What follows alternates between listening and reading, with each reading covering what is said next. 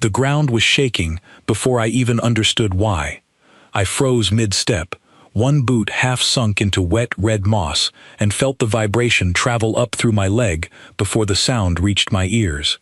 Somewhere behind the tree line, something big was moving fast, and it was moving toward us. "Ethan, get down," Laura Finch hissed through the comm bud in my ear, her voice sharp with a fear I had never heard from her before. Laura was the calmest person I had ever worked with. She had once repaired a failing oxygen regulator, while calmly explaining the steps out loud, as if she were reading a recipe. If Laura sounded afraid, I had every reason to be terrified. I dropped low behind a cluster of pale, waxy plants that did not belong to any family I recognized, and pressed my back against a boulder that was somehow warm to the touch, as if the planet itself had a pulse. My scanner blinked red across half the display, which was not a good sign. Red meant biological threat. Red meant something out there had already been logged in the danger index, and not as a minor entry. We were 4 days into a routine survey of Kessler 9, a border world that had been marked unremarkable in every official report I had read before boarding the transport. Unremarkable biosphere, unremarkable mineral content, unremarkable weather patterns, the kind of word that made every experienced field researcher I knew tighten their jaw, because nothing in the galaxy was ever truly unremarkable. It just meant nobody had looked closely enough yet. I was the only human on this mission. The rest of the team came from 3 different worlds, each with their own reasons for being nervous about what was crashing through the undergrowth toward us. Oliver Grant, our expedition lead, was crouched a few meters to my left, his 4 eyes darting between the tree line and his handheld display. His people, the Doran, had colonized half a dozen systems in this sector, and in all that time, they had developed a very healthy respect for things that could kill them quickly. Grant did not scare easily. He scared efficiently, which was somehow worse to witness. "Report," he said, voice low and clipped. "Movement signature is inconsistent with anything cataloged in this region," came the reply from Grace Bell, our systems analyst, who was somewhere behind us, monitoring sensor data from a safer distance. "Whatever it is fast, and it is alone." "Alone is good," I whispered. "Alone is not good," Grant corrected immediately. "Alone means it does not need a pack. Alone means it has never needed help to win." That was the first time I heard the name. He said it under his breath, almost like a curse, almost like a prayer. Vraxthal. I did not know yet what that word meant. I only knew that when Grant said it, every member of the team went rigid, as if the sound itself carried weight. The vibration stopped. Silence has a texture in dense forest. It presses against your ears in a way that open silence never does, because you know something is filling the space where sound should be. I stayed low, breathing slow through my nose, watching the tree line for any flicker of movement. My scanner's red warning had not gone away. If anything, the threat indicator had climbed higher, which told me the creature had not left. It had simply stopped announcing itself. "It knows we heard it," Laura whispered. "How do you know that?" "Because it stopped moving the way something moves when it wants to be quiet, not when it wants to leave." I did not like that answer. I did not like it at all. We stayed frozen like that for what felt like an hour, but was probably closer to 90 seconds. My legs began to ache from the crouch, and sweat traced a cold line down my spine despite the warm, humid air pressing in from every direction. The forest around us was beautiful in a way that felt deeply wrong, all soft light filtering through canopy leaves the color of dried blood and flowers that pulsed faintly as if breathing. Then Grant raised a hand, 3 fingers extended, a signal I had learned meant regroup and retreat, slowly, no sudden movement. We began to move. I want to be honest about something. In the stories I grew up with, in the vids and the training simulations, moments like this always played out with clean lines and clear choices. Someone gives an order, everyone executes it perfectly, and the danger resolves itself through skill and preparation. Real fear does not work that way. Real fear is clumsy. It makes your hands shake at exactly the moment you need them steady. It makes you second-guess a boot placement you have practiced 1,000 times before. I placed my foot wrong. A branch, thin and dry despite the humidity, snapped beneath my weight with a sound that seemed impossibly loud in that dense silence. Every head turned toward me. I felt my stomach drop through the floor of the world. And then the tree line exploded. I do not have a better way to describe it. One moment there was stillness, and the next, the underbrush tore apart as something moved through it at a speed that did not seem physically possible for a creature of its size. I caught only a fractured impression in that first heartbeat, dark-plated skin catching the strange red light, limbs built for speed rather than power, and a low, guttural sound that was not quite a growl and not quite a hiss, but something older and more purposeful than either. "Move!" Grant shouted, all pretense of calm gone from his voice. "Move! Move! Move!" We ran. I have run before in my life. I ran track in school. I ran obstacle courses during training. I have never run the way I ran in that moment, because every other time I had run, some part of my brain understood that the exercise would end, that eventually I would stop and catch my breath, and everything would be fine. This was different. This was the kind of running where your body understands, on some primal level inherited from ancestors who fled far worse things across far older plains, that stopping means something final. Branches whipped across my arms and face. My boots slid on wet moss. Somewhere ahead of me, Laura was shouting coordinates back to the shuttle, her voice cracking with effort and fear in equal measure. Behind me, the sound of the creature moving through the forest did not fade. If anything, it grew louder, closer, more certain of itself. "It is gaining," Grace's voice cut through the calm, tight with barely controlled panic. "Whatever this thing is, it is gaining on you." I risked a glance over my shoulder, which every part of my training told me not to do, and I saw it properly for the first time. The Vraxthal moved low to the ground, its body built along efficient, predatory lines, dark scales shifting color slightly as it passed through patches of light and shadow, an adaptation clearly meant for concealment in exactly this kind of terrain. Its head was narrow, almost wedge-shaped, with a jaw that seemed disproportionately large for the rest of its frame, and its eyes, pale and unblinking, were fixed directly on me. Not on Grant, not on Laura, not on any of the others. On me. I do not know why that detail struck me as important in that moment, when survival should have been the only thing occupying my thoughts, but it did. Some instinct recognized that this creature had made a choice, had selected its target from among 4 fleeing bodies, and had chosen the one that smelled, moved, or simply appeared different from everything else in its territory. It had chosen me. "Ethan, there is a ridge ahead," Grant called back, somehow still tracking the terrain despite the chaos. "If we can reach it before—" I never found out how Grant intended to finish that sentence.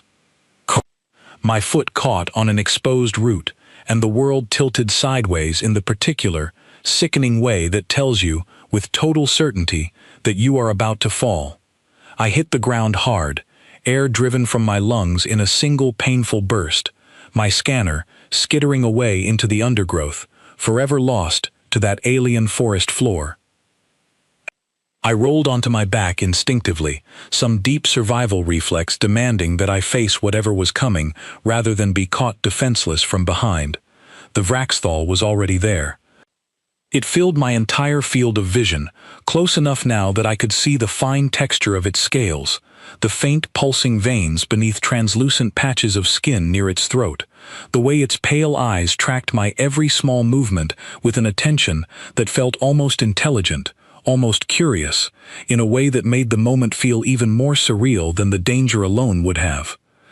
For one suspended second, neither of us moved. Then it lunged. I threw my arm up on pure instinct, a gesture with no strategic value whatsoever, the kind of movement your body makes when conscious thought has already surrendered to something older and faster. I felt pressure, then heat, then a pain unlike anything I had experienced before, sharp and immediate, and spreading outward from my forearm in a way that made my vision blur at the edges. Somewhere far away, I heard Laura scream my name. I heard Grant shouting words I did not understand, in a language reserved for moments too urgent for translation software to keep pace. And underneath all of it, quietly, almost gently, I heard my own voice, distant and strange to my own ears, saying words that made no sense given what had just happened. "That is not as bad as I expected." The forest around me seemed to hold its breath, waiting to see which one of us was right. The pain did not arrive the way I expected it to. I had been bitten before, in the ordinary sense, by insects during fieldwork back home, by a testing animal during a training exercise years ago, small sharp discomforts that faded within minutes. This was not that. This was a deep spreading heat that moved up my arm like something alive, following the path of my veins with a deliberate, unhurried pace, as if it had all the time in the world to claim the rest of me. The Vraxthal released my arm and stepped back, its pale eyes still fixed on me, its posture shifting into something I can only describe as expectant. It was waiting for whatever came next, the way a creature waits after it has already won. "Ethan."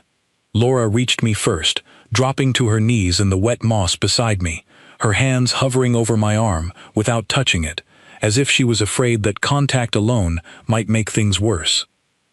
Her face had gone pale beneath her dark skin, her eyes wide with a horror that told me everything I needed to know about how bad this was supposed to be. "Do not move," she said, her voice shaking despite her obvious effort to sound controlled. "Do not move, do not raise your heart rate, just stay still." "Why?" I managed, the word coming out rougher than I intended. "What does that do?" She did not answer. She did not need to. The look on her face was answer enough. Behind her, Grant had gone completely still, staring at the creature that had bitten me rather than at me directly, his 4 eyes wide in an expression I had never seen on his face before, not in the 8 months we had worked together, not during the ice storm that nearly destroyed our first outpost, not during the equipment failure that left us stranded for 2 days on a moon with no breathable atmosphere. Grant had faced death calmly before. He was not calm now. "That is impossible," he said quietly, more to himself than to anyone else. The Vraxthal made a sound then, low and strange, almost questioning, as if it too was confused by something. It took a single step backward, its wedge-shaped head tilting slightly, its pale eyes narrowing. "Grant," Grace's voice crackled through the calm, tight with barely restrained panic. "I need a status update right now. Tell me what is happening." "He was bitten," Grant said, his voice flat with a kind of disbelief that made the words sound almost absurd, as if he could not fully accept them even as he spoke them aloud. "The Vraxthal bit him, on the forearm, direct contact." There was a long pause on the other end of the comm, long enough that I could hear Grace breathing, quick and shallow, processing information that clearly did not fit into any framework she understood. "That is not survivable," she finally said. "Grant, that bite is not survivable. You need to prepare for—" "He is talking," Grant interrupted her, his voice rising slightly. "Grace, he is sitting up and talking to us right now." Another silence, this one heavier than the last. I want to explain, as clearly as I can, what that moment felt like from the inside, because it did not feel heroic or remarkable in any way. It felt confusing. My arm burned with an intensity that made my eyes water, and there was a strange metallic taste at the back of my throat that had not been there before, and my heart was pounding hard enough that I could feel it in my ears. But beneath all of that discomfort, there was no sense of collapse, no feeling of my body shutting down in the catastrophic way that everyone around me clearly expected. I felt sick. I did not feel like I was dying. "I do not understand what is happening either," I said, trying to keep my voice steady, even as pain radiated up through my shoulder. "But I am still here. I am still talking. That has to count for something." Laura finally reached out and gripped my uninjured hand, her fingers cold despite the humid air, her eyes searching my face for some sign of the deterioration that everyone else seemed to be bracing for. "Your pulse is elevated but stable," she said, more to herself than to me, checking readings from the small medical scanner she carried on missions like this. "Your oxygen levels are within normal range. Ethan, this does not match anything in the database." The Vraxthal, still watching us from a short distance away, made that strange low sound again. It shifted its weight from one side to the other, an oddly uncertain movement for a creature that had, only moments before, moved with such absolute predatory confidence. Something about its posture had changed. The aggressive readiness was gone, replaced by something that almost looked like discomfort. "Grant," I said slowly, watching the creature closely, despite the pain still radiating up my arm. "Is it just me, or does it look like it does not feel well either?" Grant turned his attention fully toward the Vraxthal for the first time since the attack, his expression shifting from fear to something more analytical, the instincts of a trained field researcher beginning to reassert themselves over the initial shock. "It is not advancing," he said slowly. "It should be finishing what it started. Every documented encounter with this species ends within seconds of first contact. It does not linger." As if responding to his words, the creature took another unsteady step backward, its long tail dragging against the moss in a way that looked less like a predator's calculated retreat and more like a stumble. A faint tremor passed visibly through its plated body, starting at its shoulders and rippling down toward its hind legs. "Something is wrong with it," Laura said, watching just as closely now, medical training briefly overriding her fear for my condition. We stayed frozen in that strange tableau for several long moments, 4 terrified researchers and 1 very confused human, all watching the deadliest predator in the region behave in a way that none of us could explain. The creature's breathing, visible in the slight expansion and contraction of its throat, grew increasingly irregular. Its pale eyes, once so sharply focused on me, began to lose that intense clarity, taking on a glassy, unfocused quality. Then, without any dramatic final movement, without the kind of collapse that might have made narrative sense of what was happening, the Vraxthal simply folded down onto the forest floor and stopped moving entirely. Nobody spoke for a long moment. "Is it?" Laura started, then stopped, unable to finish the question. Grant approached cautiously, his weapon raised, despite the creature's apparent stillness, years of field experience refusing to let him trust appearances alone in a place like this. He nudged the creature's flank gently with the barrel of his weapon. Nothing happened. No response, no defensive reflex, no final burst of aggression. "It is dead," he said finally, his voice carrying a note of disbelief so profound it almost sounded like a different emotion entirely, something closer to awe. "The Vraxthal is dead." I laughed. I know it was not the appropriate response, given everything that had just happened, given the pain still pulsing through my arm, and the very real possibility that whatever mechanism had killed the predator might still be working its way through my own system. But something about the absurdity of the moment, sitting in an alien forest with a burning arm, watching the galaxy's most feared predator collapse after biting me, pulled a short, disbelieving laugh from somewhere deep in my chest. "I think I might have given it food poisoning," I said. Nobody else laughed. If anything, the silence that followed felt heavier than before, as if my joke had accidentally touched on something far more serious than any of us were prepared to consider yet. "We need to get you back to the outpost," Grant said, his voice regaining some of its usual composure, though I could still hear the underlying uncertainty. "Now, whatever is happening in your body, we cannot risk waiting to find out if the effects are simply delayed." Laura helped me to my feet, my legs unsteady beneath me, my arm throbbing with every heartbeat. As she guided me back toward the shuttle, moving as quickly as my condition would allow, I glanced back once at the still form of the creature that had, by every account any of these people had ever heard, just sealed my fate with a single bite. Instead, It lay motionless in the red-tinted moss, and I was walking away. I did not know it yet, but that single moment, that brief exchange between predator and prey that had ended in a way nobody could have predicted, was about to travel across the entire sector faster than any transmission we could send ourselves.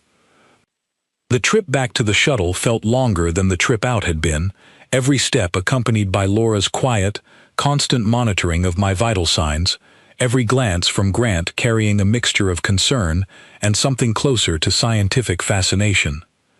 Grace met us at the loading ramp, her 4 eyes wide with a mixture of relief and confusion so intense it was almost comical, if the situation had allowed for comedy. "You are alive," she said, staring at me as if I might disappear at any moment.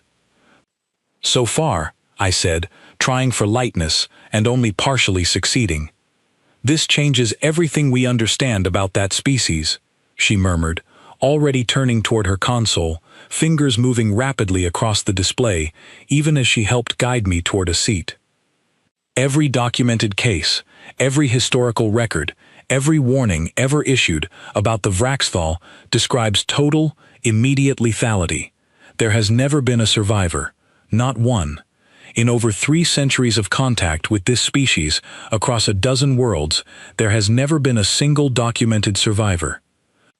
"Well," I said, settling carefully into the seat as Laura began preparing a proper medical scan, the shuttle's systems humming to life around us. "I suppose someone had to be first."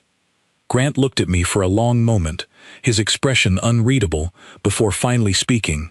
"Ethan, I do not think you understand what you just did. I got bitten by something that was supposed to kill me, and it did not work out that way for either of us," I said, wincing slightly as Laura began cleaning the wound on my forearm, the skin around the bite already showing strange discoloration, a pattern that looked less like injury and more like something chemical, some kind of reaction still working itself out beneath the surface. "No," Grant said quietly, shaking his head slowly. "You did not survive the Vraxthal, Ethan. You killed it, and we have no idea how, or why, or what that means." The shuttle lifted off the ground, carrying us back toward the outpost, back toward answers that none of us yet possessed, and back toward a discovery that was about to unravel everything this sector believed it understood about predators, prey, and the strange, unremarkable biology of a single human being who simply happened to be in the wrong place at exactly the right time. The medical bay at Halden Station had never been designed to handle a case like mine. I could tell by the way the staff moved around me, checking equipment twice, cross-referencing readings against databases that clearly were not built for this purpose, glancing at each other with expressions that mixed professional focus with something closer to disbelief. The room itself was small, built for routine injuries and minor illnesses among a rotating crew of researchers, not for whatever this situation had become. I lay on the examination table with sensors attached to nearly every part of my body, wires trailing from my chest, my temple, and the still discolored skin around the bite on my forearm. A soft blue light pulsed steadily from the monitor beside me, tracking my heart rate in a rhythm that had, mercifully, remained steady since we returned from the forest. "How are you feeling?" asked Dr. Claire Doyle, the station's chief medical officer, a woman with sharp eyes and an even sharper focus, who had clearly not slept since I was brought in.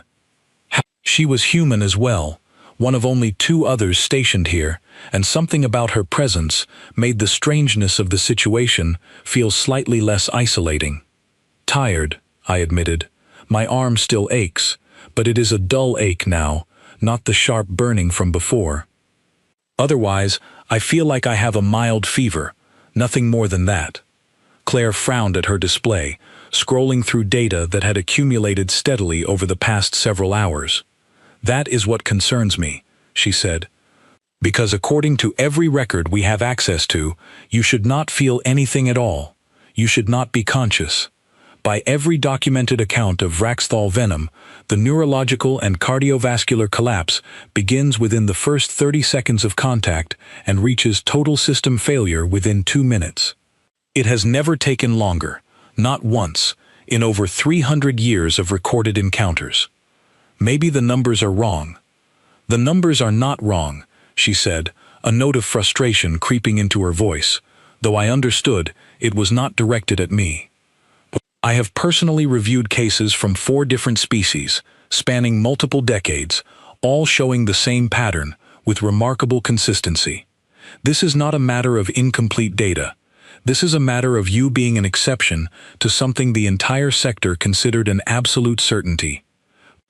Outside the small observation window of my room, I could see figures moving in the corridor, pausing to glance in at me before continuing on their way, a level of curiosity that made me feel less like a patient and more like a specimen.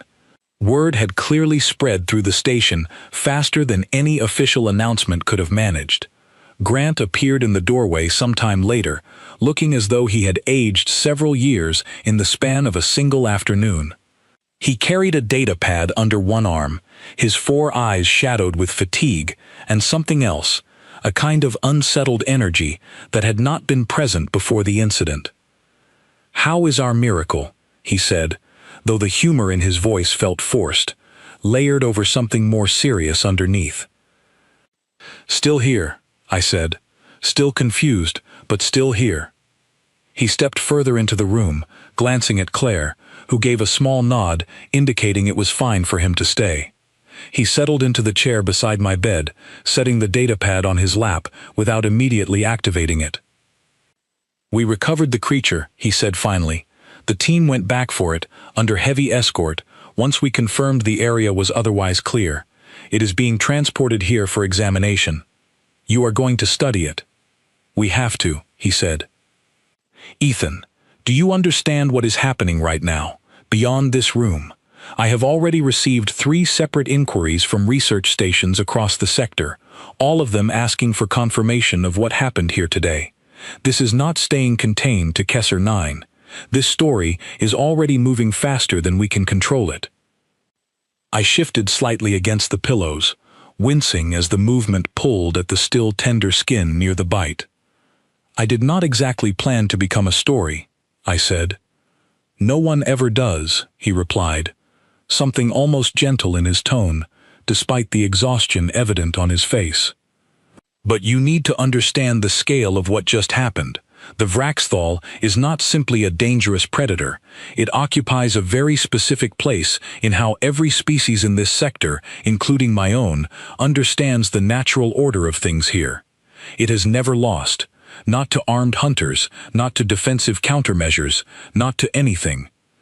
Entire settlements have been abandoned because of confirmed Vraxthal activity in the area. And you, without any weapon, without any preparation, simply survived direct contact. Worse, from its perspective, you killed it." "I did not do anything," I said, frustration creeping into my voice now. "I got bitten, and then it just stopped. I did not fight it off. I did not do anything special. I just sat there."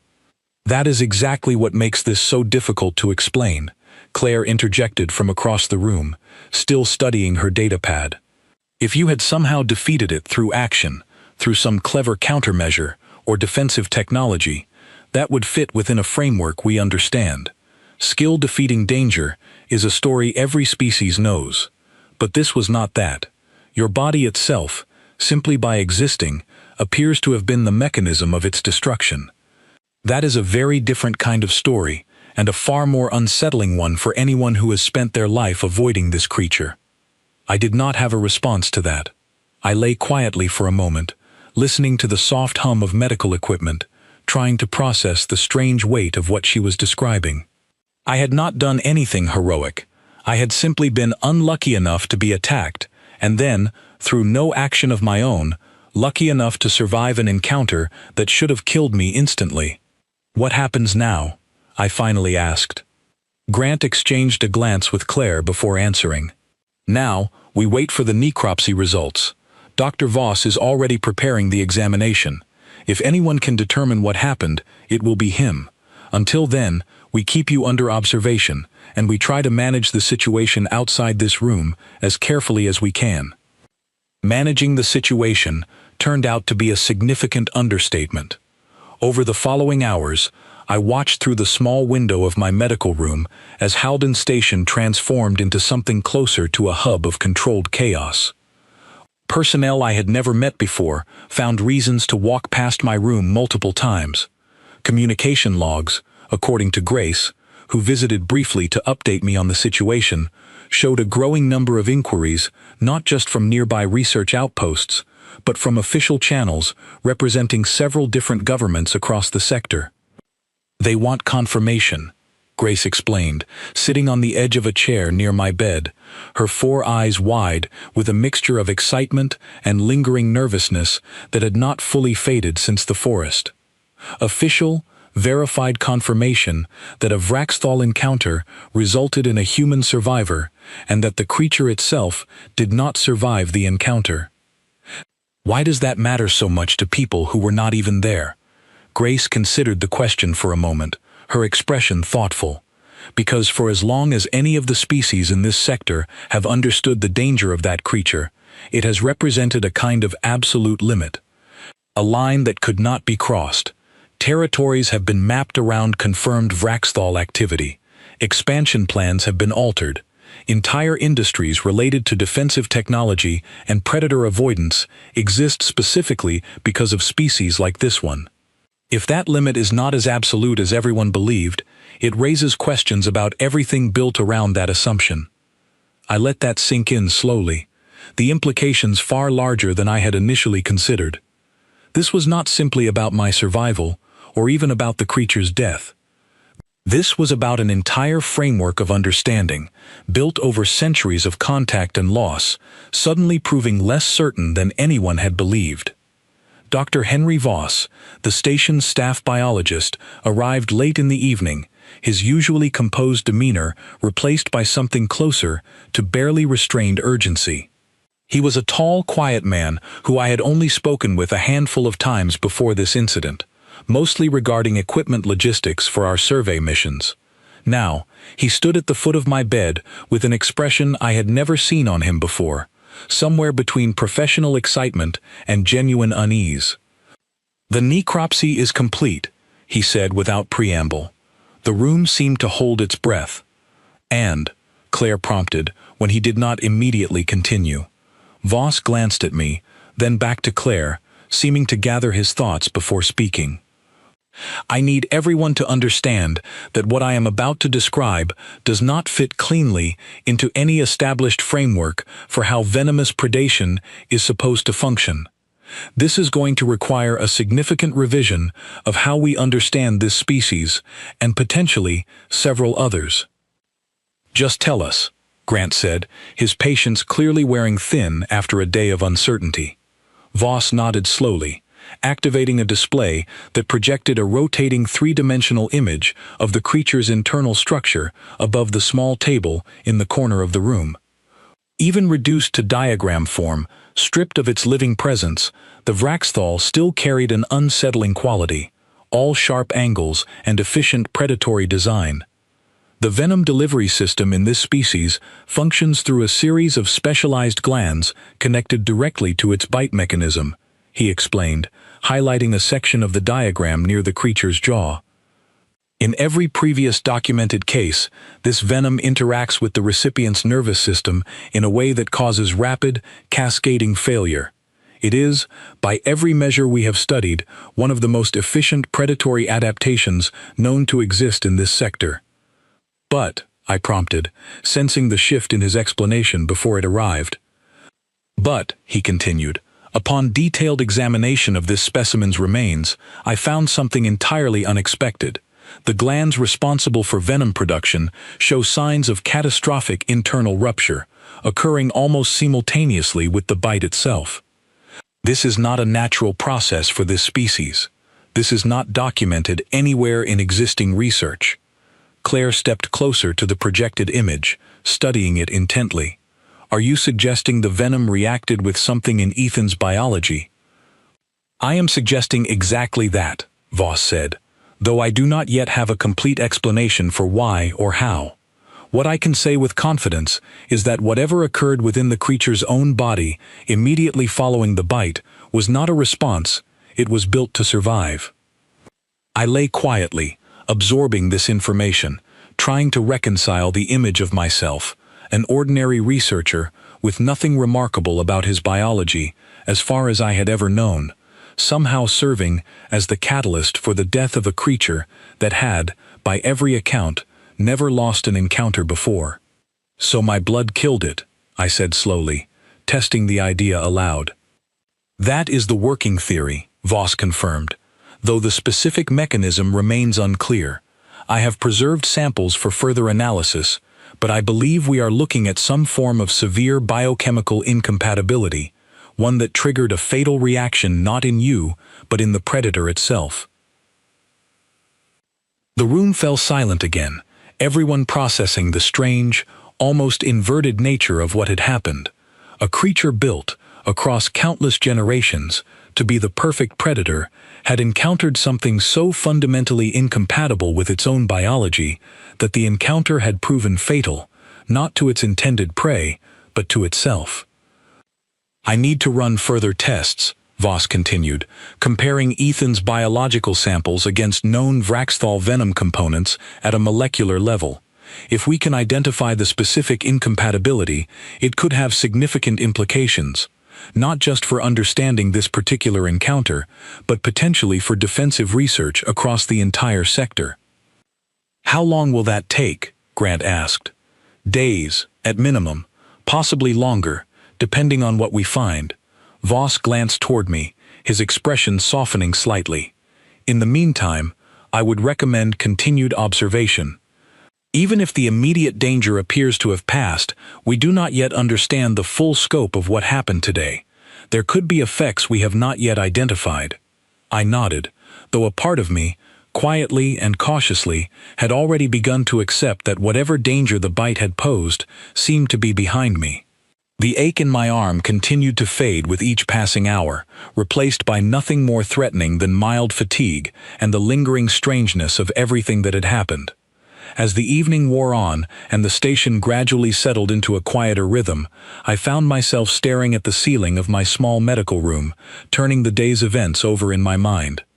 I thought about the moment the creature's pale eyes had fixed on me in the forest, the absolute certainty in its movements, the total confidence of something that had never once failed to claim what it pursued. And I thought about how that same certainty had ended not in my death, but in its own, undone by nothing more dramatic than the simple, unremarkable fact of what I was made of. Somewhere beyond the walls of the station, I knew that word of what had happened was continuing to spread, carried across communication channels to research posts and government offices and settlements that had spent generations building their understanding of danger around creatures like the one that now lay disassembled on an examination table down the hall from where I rested. I did not yet understand how completely that spreading story was about to change the way an entire sector looked at humanity. But I was about to find out. 3 days passed before Dr. Voss called us all back into the small conference room adjoining the medical bay, and in that time I had mostly recovered, save for a faint discoloration on my forearm that Claire assured me would fade completely within another week. I had spent most of those days answering questions, first from the station staff, then, increasingly, from outside inquiries that Grant had been fielding on my behalf, his patience visibly thinning with each new request for a formal statement. The conference room was crowded when I arrived, more crowded than I had expected for what was supposed to be a private briefing on the necropsy findings. Grant sat near the head of the table, Grace beside him, her 4 eyes already fixed intently on the display screen at the front of the room. Laura had saved me a seat, offering a small, reassuring smile as I settled in beside her. Claire stood near the door, arms crossed, clearly anticipating a long discussion.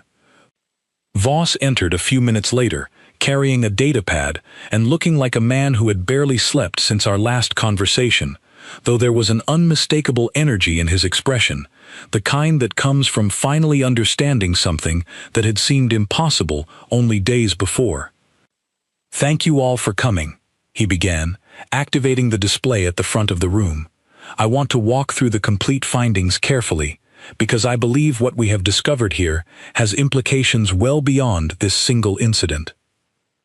He brought up a detailed molecular diagram, far more complex than the one he had shown us in my medical room days earlier, filled with intricate chains of colored shapes representing compounds I did not recognize. As I mentioned previously, the Vraxthal venom operates through a highly specialized delivery system, he began. This venom contains a complex protein structure that upon entering a host's bloodstream binds rapidly to specific receptors within the nervous system. In every previously documented species this creature has been known to prey upon, that binding process triggers immediate and irreversible systemic failure. He highlighted a section of the diagram, a cluster of interconnected shapes that pulse gently with a soft red glow. This is the critical binding site, he continued. In compatible biology, the venom's proteins essentially unlock this receptor structure, initiating a cascade that shuts down critical neurological functions within seconds. It is, from an evolutionary standpoint, an extraordinarily efficient predatory adaptation, refined over countless generations to guarantee a swift and certain outcome. But it did not work that way with Ethan, Laura said, though it was not really a question. No, Voss agreed, bringing up a second diagram beside the first, this one showing a similarly complex structure, but with distinctly different shapes and connections. This is a simplified model of the relevant receptor structures in human biology. As you can see, the shapes do not align. Not even remotely. Where the venom's proteins are built to fit precisely into the binding sites found in most species across this sector, human biology presents an entirely incompatible structure. So the venom simply did not affect him, Grant said. That is only part of the story, Voss replied, and something in his tone made everyone in the room lean forward slightly. Because the venom did not simply fail to bind. It attempted to bind, repeatedly, against a structure it was never designed to interact with. And in doing so, it triggered an entirely different chemical reaction, one that, based on my analysis, produced a rapid and highly volatile byproduct within the venom itself, still contained within the creature's own glandular tissue. I felt a chill move through me as the implication settled in. You are saying the venom reacted badly inside its own body, because of me. Precisely, Voss said. The creature's venom glands were never designed to encounter a biology so fundamentally different from anything in their evolutionary history. When the compounds failed to bind correctly with your system, they began breaking down internally, producing a reaction that, within the enclosed environment of the venom glands themselves, generated significant internal pressure and toxicity. Essentially, the venom that was supposed to kill you turned inward and killed the creature that produced it instead. The room fell into a stunned silence. That is, Grace started, then trailed off, seeming to struggle for the right words. That is almost poetic, in a horrifying sort of way. It is certainly unprecedented, Voss said. I have cross-referenced this finding against every available record of Vraxthal encounters across multiple worlds, and I can find no prior instance of this species encountering a biology this fundamentally incompatible with its predatory mechanisms. Every previous prey species, every documented victim across 3 centuries of recorded contact, shared enough biological similarity for the venom to function as intended. Why? I asked, the question that had been building in my mind since the moment Grant had first explained what happened. Why is human biology so different? Voss considered the question carefully before answering. That is something I cannot fully answer yet, not with certainty.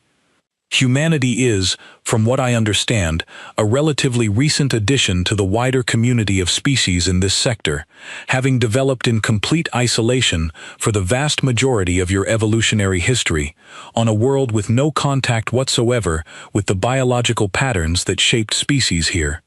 It is entirely possible that certain fundamental aspects of your physiology, things that might seem unremarkable to you, developed along a path so different from everything native to this region that creatures evolved here simply have no framework for interacting with it safely. So, it is not that I am special, I said slowly, working through the idea aloud. It is that I am simply foreign, in a way nothing here has ever had to account for. In the most literal sense, yes, Voss confirmed. Your biology represents something entirely outside the evolutionary context that shaped every predator and prey relationship across this sector for millions of years. From the Vraxthal's perspective, you likely did not register as fundamentally different from any other potential prey species, at least not visibly. But at a molecular level, you were as foreign as anything it has ever encountered. Grant sat back slowly in his chair, absorbing the full weight of what Voss had described. Do you understand what this means, beyond simply explaining what happened to Ethan? I have a growing sense of it, Voss said carefully, though I suspect the full implications are still becoming clear, even to those of us who have been studying this for days. This means, Grant continued, addressing the room now rather than just Voss, that an entire category of danger that every species in this sector has organized significant portions of our lives around, avoided territories, defensive technologies, entire industries built around protection from creatures like the Vraxthal, may not apply in the same way to humans. Not because humans are stronger, or better equipped, or more skilled at survival, but simply because, biologically, they exist outside the framework these dangers were built to exploit. The implications of that statement settled slowly over the room, and I could see it reflected in each face around the table, the shift from simple curiosity about my survival toward something much larger and more unsettling. This was not just my story anymore. This was a discovery that touched on assumptions built over generations, assumptions that had shaped how entire civilizations understood danger and safety across this part of the galaxy. There is something else, Voss said, and the room's attention snapped back to him immediately. During my analysis, I ran comparative studies against several other known predatory species in this region, ones with similarly documented lethality against most native biology. While I cannot confirm this without direct testing, which I would strongly advise against for obvious reasons, the preliminary molecular comparisons suggest that human biology may present similar incompatibilities with several other venom-based predators across this sector. You are saying this might not be limited to the Vraxthal, Laura said, her voice quiet with the weight of the realization. I am saying it is a strong possibility worth further study, Voss clarified. Though I want to emphasize that this remains theoretical until properly tested, and I would not recommend anyone go looking for opportunities to confirm it firsthand. He glanced pointedly in my direction as he said this, and despite the seriousness of the moment, I found myself almost smiling. Believe me, I said, I have no intention of repeating this experience. A ripple of quiet, exhausted laughter moved through the room, breaking some of the tension that had built over the course of the briefing. What happens now? I asked, once the room had settled again. With this information, I mean. Grant and Voss exchanged a glance before Grant answered. Now this becomes something much larger than a survey mission report. This finding will need to be shared through proper scientific and governmental channels, verified independently by other research bodies, and studied far more extensively than we are equipped to manage here at Halden Station. I suspect, within a matter of weeks, researchers from across the sector will want direct access to this data, and quite possibly, direct access to you as well. The idea settled uncomfortably in my chest. Access to me, specifically? You are the first, and currently only, confirmed case of this biological incompatibility being directly observed, Voss said gently. For a scientific community that has spent centuries operating under the assumption that certain predators represent an absolute, unavoidable danger, the implications of your survival extend far beyond simple curiosity. I imagine there will be significant interest in understanding exactly what makes human biology function this way, and what that might mean for future safety protocols across dozens of worlds. I sat with that thought for a long moment, feeling the shape of my future shifting in ways I had not anticipated when I woke up that morning 3 days ago, preparing for nothing more than a routine survey mission. I had come to Kessar 9 as an unremarkable researcher on an unremarkable world, and I was leaving, whenever that finally happened, as something else entirely, a living contradiction to an assumption that had shaped how an entire sector understood danger. "I suppose," I said finally, trying to find some steadiness in the strange new reality settling around me, "there are worse things to become known for than simply being too different to kill." Grant offered a small, tired smile at that, the first genuine expression of humor I had seen from him since the forest. "There are indeed worse things, Ethan, though I suspect you have no idea yet just how far this particular reputation is about to travel." He was right, of course, though none of us in that room fully understood, in that moment, just how quickly and how completely the story of what happened on Kesar 9 was about to spread, reshaping perceptions of an entire species across a dozen worlds that had never given humanity much thought before now. 6 weeks after the incident, I stood in the observation deck of a transport vessel bound for a research conference on Meridian Station, watching the stars streak past the viewport, and I still had not gotten used to the way people looked at me now. It started small, in those first days after Voss shared his findings through official scientific channels. A handful of inquiries became dozens, then hundreds, as research institutions across the sector requested access to the data, and increasingly requested access to me directly. Grant had warned me it would happen quickly, but even his warning had not prepared me for the actual scale of it. Halden Station, once a quiet outpost known for its unremarkable survey work, became something of a destination almost overnight. Researchers arrived from 3 different systems within the first month alone, each hoping to study the biological samples Voss had preserved, and each, without exception, hoping for a chance to speak with me personally. I remember the first delegation clearly, a group of researchers from a species called the Cathari, tall, silver-skinned beings with an intensity of focus that made ordinary conversation feel like an examination. Their lead scientist, a careful, precise woman named Sophie Lang, had approached me during a break in that first round of formal interviews with a question I would hear, in some variation, dozens more times over the following weeks. "May I ask you something outside the official record?" she said, her voice carrying a formality that suggested she was not entirely certain the question was appropriate. "Of course. Were you afraid?" In that moment, when the creature bit you, before you understood what would happen, I considered the question honestly before answering. Yes, completely. I had no idea I would survive. I simply expected, based on everything I had been told, that I would not. She nodded slowly, seeming to turn the answer over carefully in her mind. "It is strange," she said finally. "For so long, that creature represented an absolute certainty for us, a fixed point in how we understood danger. Learning that it was not as absolute as we believed is unsettling in ways I did not anticipate. Not because I fear humans specifically, but because it forces a reconsideration of many assumptions we built our safety around. I understood, in that moment, more clearly than I had before, the true scope of what had happened. It was not simply that I had survived something unusual.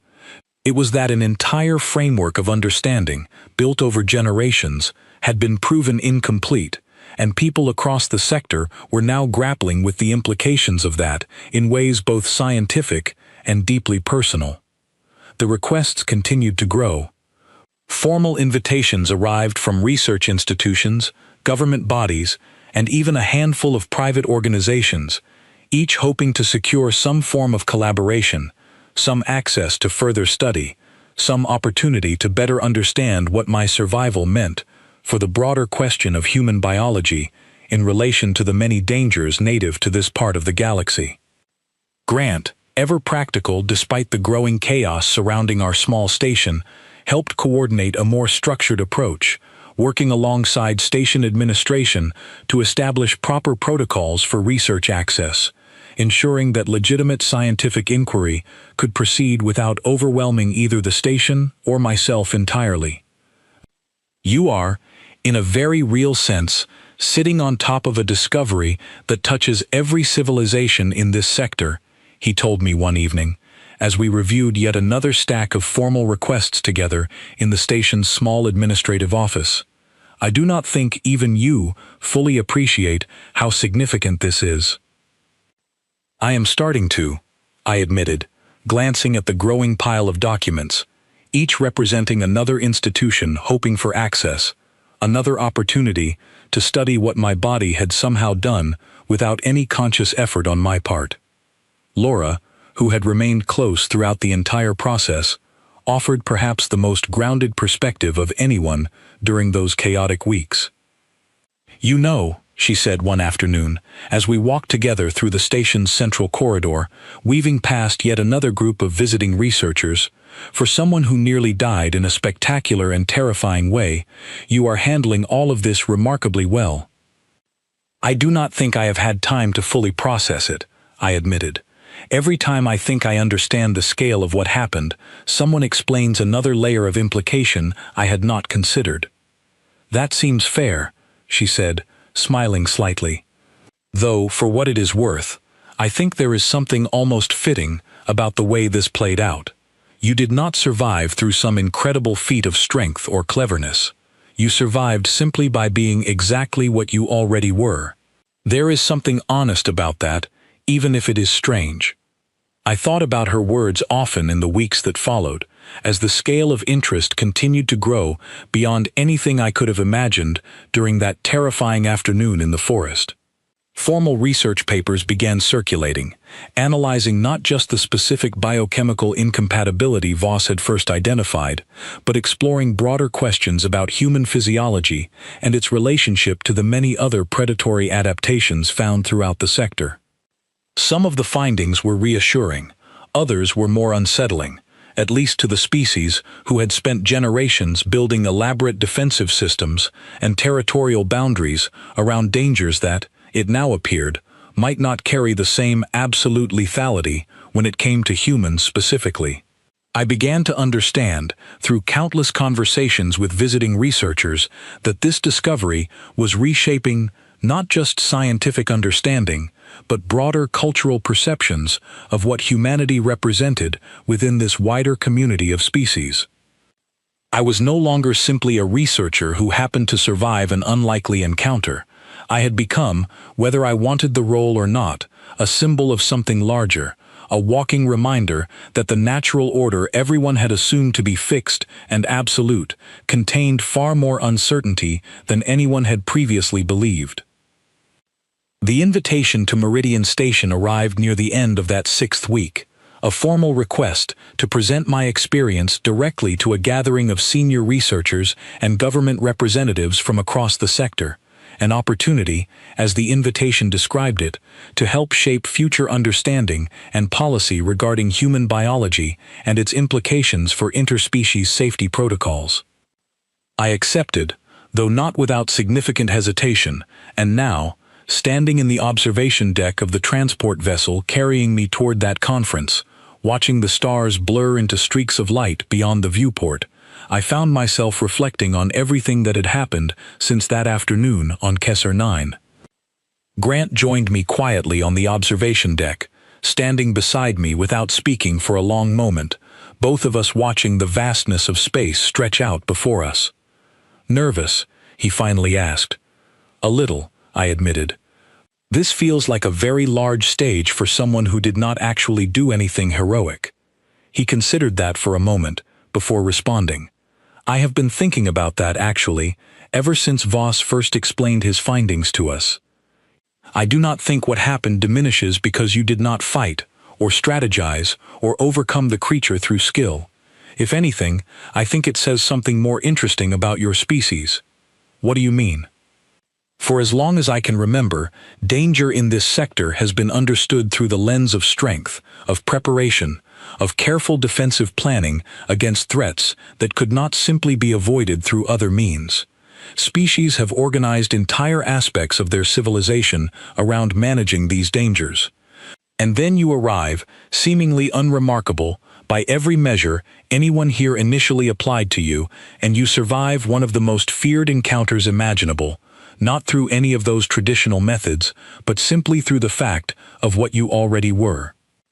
He paused, glancing at me with an expression I had come to recognize over the months we had worked together, a rare moment of genuine thoughtfulness beneath his usual practical exterior. "I think that unsettles people," he continued, "because it suggests that safety and danger are not always about what you do.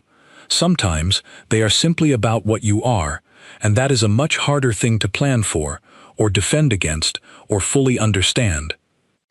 I turned his words over in my mind as the transport continued its journey toward Meridian Station, toward a room full of researchers and officials who would ask me, in careful and formal language, to explain something I still did not fully understand myself. "I suppose," I said finally, watching the stars continue their silent streak past the viewport, "there is something almost funny about it, in a strange way. All those centuries of fear, all that careful avoidance, all those defensive systems built around a creature that turned out to be undone by nothing more dramatic than an ordinary human simply existing." Grant offered a small, tired smile. "The galaxy is full of strange stories, Ethan. I do not think anyone expected this particular one, but I suspect it will be told for a very long time." He was right, of course. In the months that followed, the story continued to spread far beyond anything I could have anticipated during that first chaotic day back at Halden Station. Research institutions across multiple sectors began incorporating updated protocols regarding human biology into their broader safety frameworks. Other species, cautiously and gradually, began reconsidering long-held assumptions about the absolute nature of certain dangers that had shaped their understanding of the galaxy for generations. I never became a hero in the traditional sense, not the kind celebrated for daring feats of courage or clever strategic victories. My contribution to this strange new chapter of interspecies understanding had been, in the most literal sense, entirely passive. I had simply been bitten, and survived, because of biology I had never given much thought to before that single, terrifying afternoon in an alien forest. But sometimes, I have come to understand, the most significant discoveries do not arrive through grand action or deliberate achievement. Sometimes they arrive quietly, almost accidentally, revealed through nothing more dramatic than an ordinary person finding themselves in an extraordinary situation and simply continuing to exist exactly as they always had. The galaxy's deadliest predator had encountered something it had never accounted for in all its long history of certain, absolute victory.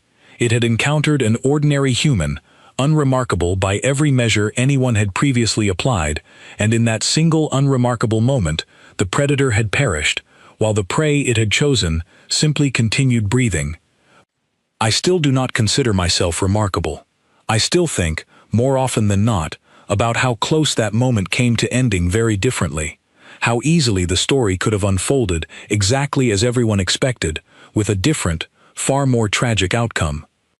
But I have also come to accept, slowly, and with a growing sense of quiet understanding, that sometimes survival itself becomes its own kind of story, one that ripples outward across worlds and species in ways no one could have predicted, simply because something ordinary turned out to be, in the right circumstances, extraordinarily unexpected.